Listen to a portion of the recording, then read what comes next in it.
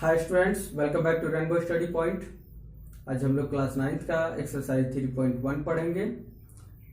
तो आइए question number 1 देखते हैं। एक अन्य व्यक्ति को आप अपने अध्ययन मेज पर रखे टेबल लैंप की स्थिति किस तरह बताएंगे। यानी एक मेज है और उस पर जो टेबल लैंप रखे हैं उसकी स्थिति बताना हो किसी अदर व्यक्ति से, तो आप कैसे बताएंगे।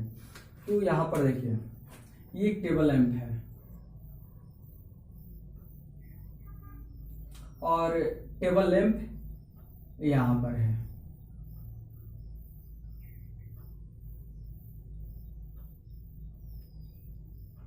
तो ये बाएं किनारे से इसकी दूरी हम मान लेते हैं x सेंटीमीटर है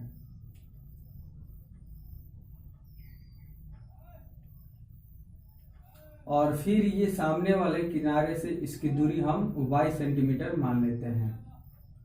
तो इसका स्थिति होगा x y। तो हम लिखेंगे माना बाएं किनारे से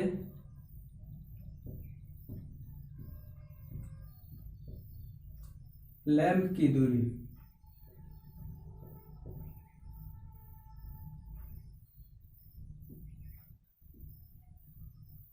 टेबल लैंप की दूरी बराबर x सेंटीमीटर तथा सामने वाले किनारे से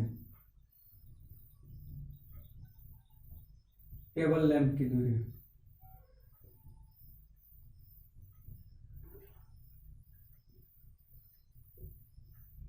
y सेंटीमीटर। तो ये सामने वाला किनारा से इसकी दूरी y। तो इस प्रकार टेबल की स्थिति क्या हो जाएगी,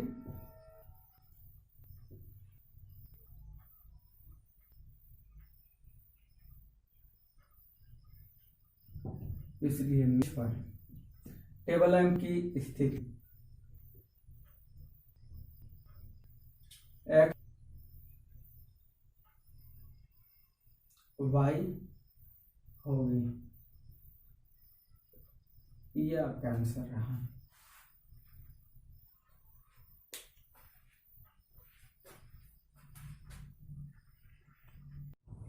अब हम लोग क्वेश्चन नंबर 2 देखेंगे। क्वेश्चन नंबर 2 कह रहा है एक नगर में दो मुख्य सड़कें हैं, एक उत्तर दक्षिण और एक पूर्व पश्चिम में है और एक दूसरे को सेंटर पर काटते हैं। तो मैं डायरेक्शन सबसे पहले बना लेता हूं।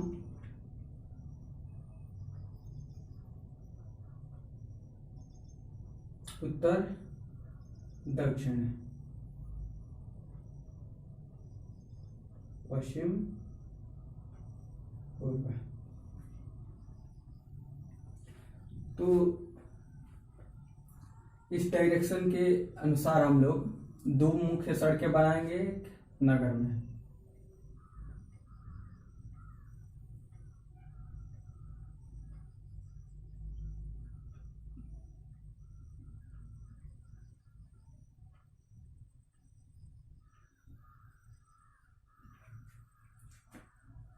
और ये देखिए, एक उत्तर दक्षिण के डायरेक्शन में एक मेन सड़क है और एक मेन सड़क पूरब पश्चिम के डायरेक्शन में है और दोनों जो कट करते हैं सेंटर पर केंद्र पर कट कर रहे हैं। और इस प्रश्न में यह भी कहा है कि दोनों डायरेक्शन में मुख्य सड़क के अतिरिक्त 5 और सड़कें हैं और 200 मीटर की दूरी पर है और समानांतर है।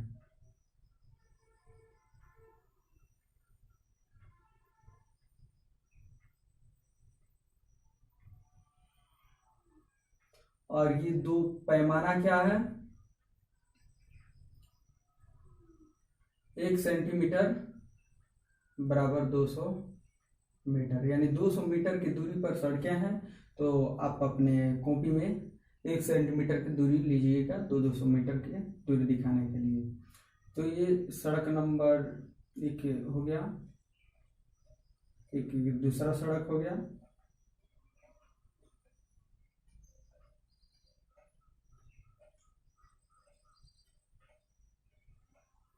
ये तीसरा सड़क हो गया।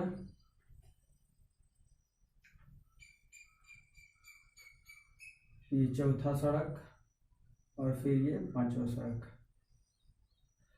तो हम क्या करेंगे, इसको सड़क नंबर 1 2 3 4 सॉरी इसको लिखेंगे 4 और ये 5, क्योंकि मुख्य सड़क के अलावा 5 हैं, तो ये मुख्य सड़क के अलावा ये 5 सड़क हो गया उत्तर से दक्षिण के डायरेक्शन में। और फिर पश्चिम से पूरब के डायरेक्शन में देखेंगे 5, वो भी 1-1 सेंटीमीटर के दूरी पर।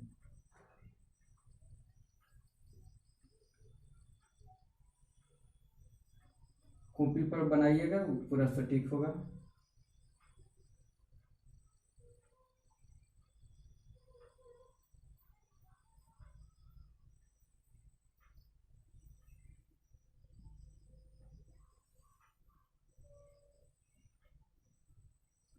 तो देखिए ये वाला सड़क नंबर 1 2 3 4 5, तो ये पूरब से पश्चिम भी 5 सड़कें हो गई। और सभी सड़कें जो है एक चौराहे पर एक दूसरे को कट करते हैं। तो देखिए ये सभी जो है चौराहे पर कट कर रहे हैं। और इसमें ये भी कहा है कि सड़क नंबर 2 और 5वीं का जो चौराहा है, सड़क नंबर 2 और 5वीं का जो चौराहा है, उसको हम लोग उसका निर्देशन किस प्रकार करेंगे, 2 और 5। तो सड़क नंबर 2 और 5 ये है, तो इसका निर्देशन 2 5 होगा इसके चौराहा का। तो चूंकि दूसरी सड़क और 5वीं सड़क जहां पर मिलती है उसका निर्देशन हम 2 5 करते हैं। तो अकॉर्डिंग टू इट, इसी के अनुसार, इसी परंपरा के अनुसार हमको ये बताना है कि कितनी क्रॉस स्ट्रीट को 4 3 माना जा सकता है और कितनी क्रॉस स्ट्रीट को 3 4 माना जा सकता है। तो चलिए, जिस प्रकार से ये 2 5 का निर्देशन हुआ उस प्रकार हम 3 4 का निर्देशन देखते हैं। तो उत्तर से दक्षिण की ओर कौन सा मार्ग देखेंगे सबसे पहले, 4, तो चौथा मार्ग ये है। और फिर पूरब से पश्चिम वाला तीसरा मार्ग देखेंगे, तो ये वाला है, सॉरी ये वाला है, इसका निर्देशन 4 3 होगा, क्योंकि इसमें दूसरी सड़क को पहले और फिर उत्तर से दक्षिण वाला दूसरी सड़क को पहले लिखे हैं और पूरब से पश्चिम वाले 5वीं सड़क को y के स्थान पर लिखे। तो इस प्रकार 2 5 इसका निर्देशन हुआ है। तो इसी प्रकार उत्तर से दक्षिण वाला जो डायरेक्शन है उसको हम लोग चौथा नंबर सड़क मानेंगे सबसे पहले, और फिर तीसरा नंबर सड़क पूरब से पश्चिम वाले सड़क को मानेंगे। तो ये 4 3 निर्देशन हुआ।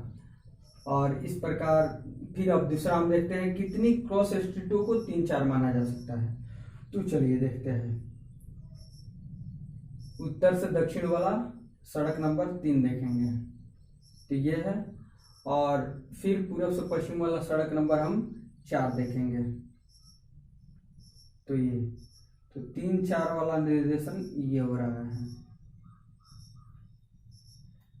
अब इसके अलावा अब आप देखिए 4 3 किसी का भी निर्देशन होगा, नहीं होगा।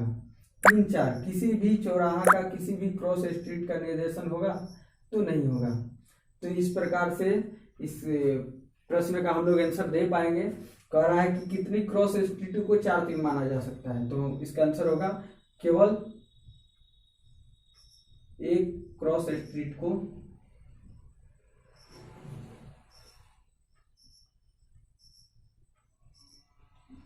4 3 माना जा सकता है।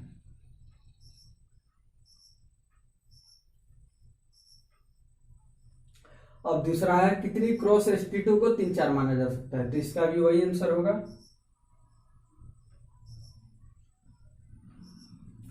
केवल एक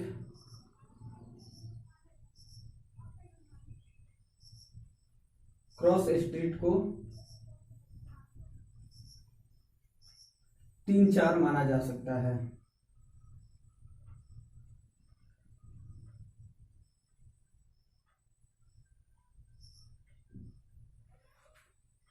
तो इस प्रकार आपका आंसर ये कंप्लीट हुआ। डेट्स ऑल, मिलते हैं नेक्स्ट वीडियो में, तब तक के लिए बाय।